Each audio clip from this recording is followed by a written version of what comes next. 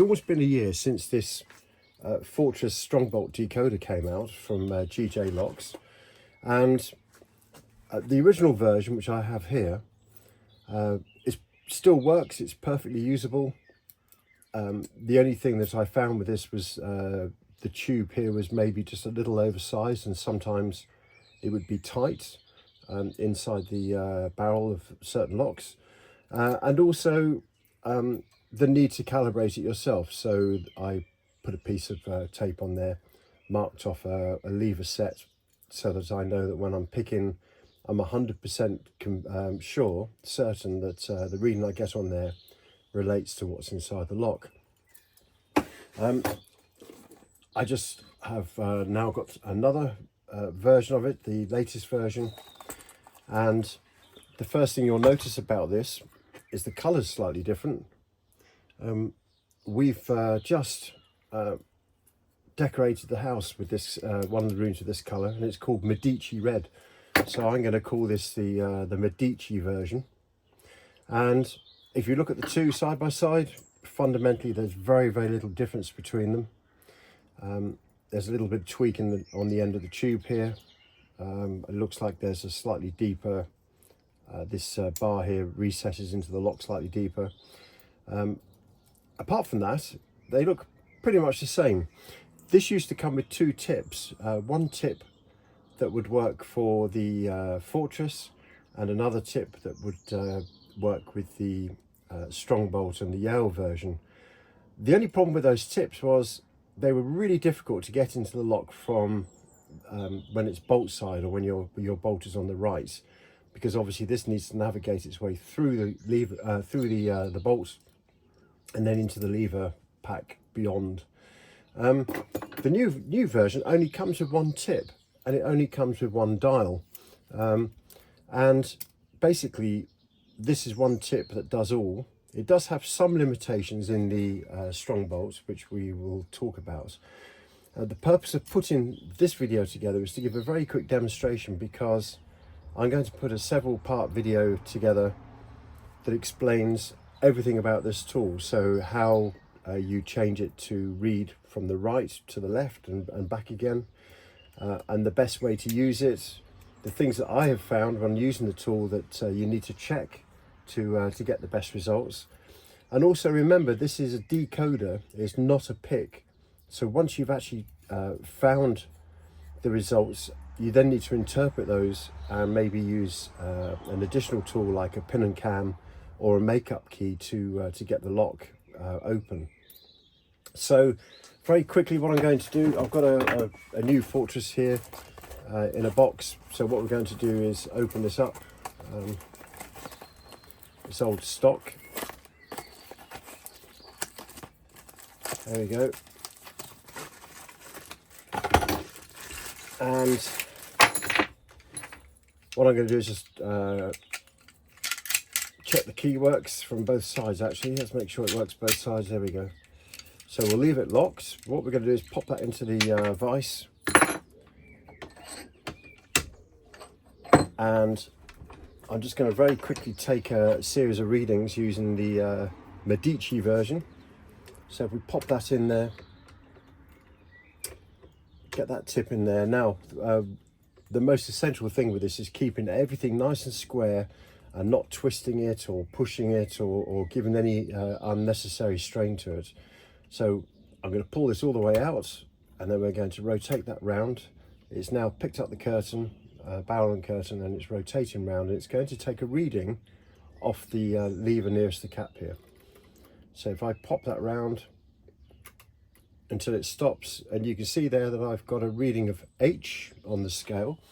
The new pick comes with this chart. It says there, Fortress, bolt on the left. Going down, you have either a G.5, an H, or an H.25. Well, this is very obviously an H, and it's suggesting that's a 3 lever height. There we go, you can see that. Okay, so I'm going to go into the next lever,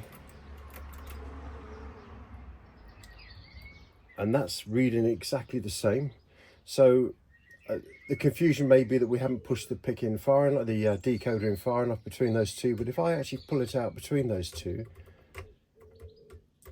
I'm not feeling any obstruction on that reader tip, which would suggest that there's actually a height difference between those levers. So those first two levers potentially are exactly the same. So 1, 2, let's go down to the third lever. And the third, oh, there we go. The third one is now reading a lot less. That's now reading an F.5, and F.5 is a lever height of 5. Let's go in again. And now we're reading a very definite E there, which in fact it looks more like, yes, there we go, it's a D and 3/4 actually on that scale.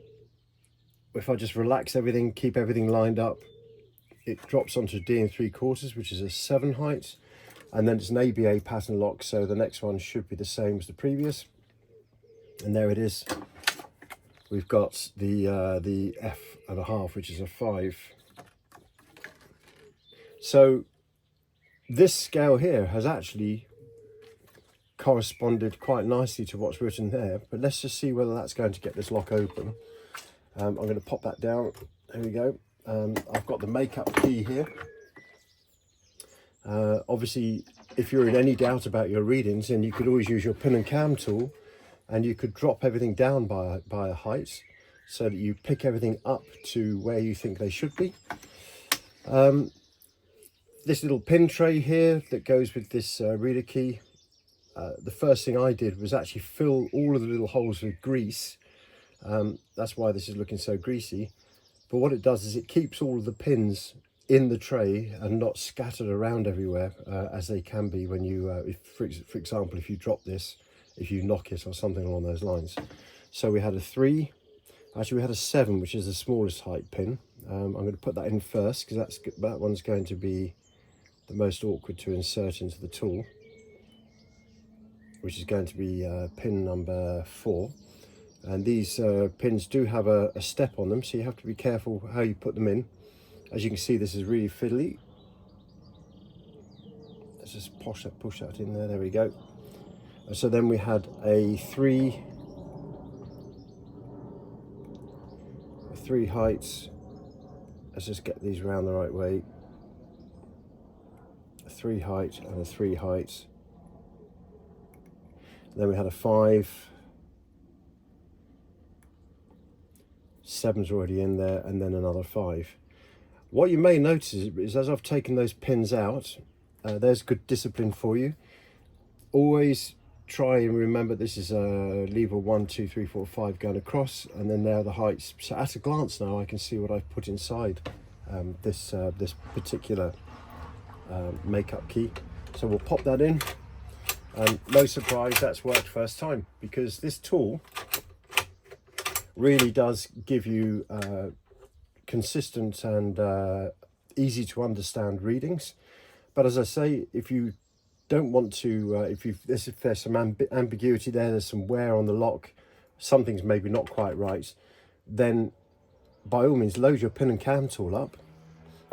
Your pin and cam tool, for example, will be loaded with a 7, a 6, a 6, and maybe a 4 and 4, or even a 5 and 5, because the pin and cam tool can lift 2 heights.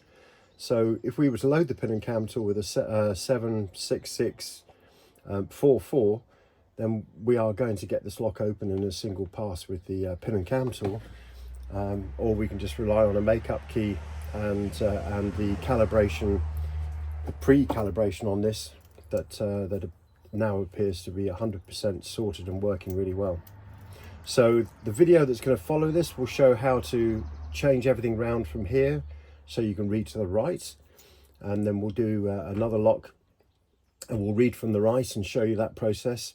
And then I'm also then going to do a Strongbolt where I'm reading from the front and the back, and on those particular locks I'm going to make sure that we've got lever heights 1, 2 and 3 inside those locks, because they're all very close together and they need a slightly different procedure to be able to get the locks open. I would say out of the 2 locks, the Strongbolt is the one that would work best with a pin and cam tool. whereas this one, as you can see, is sufficiently accurate enough to be able to use a makeup key.